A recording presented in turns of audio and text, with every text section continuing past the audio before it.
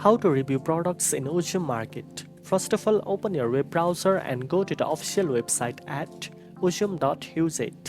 Next, make sure you have purchased the product you want to review, as only buyers can leave a review.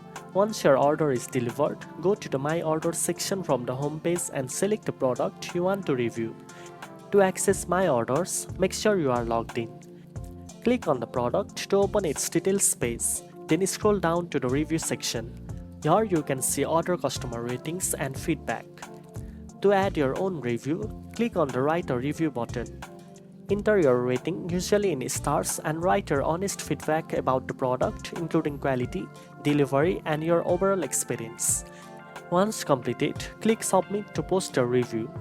Leaving a review helps other customers make informed decisions and provides valuable feedback to the seller.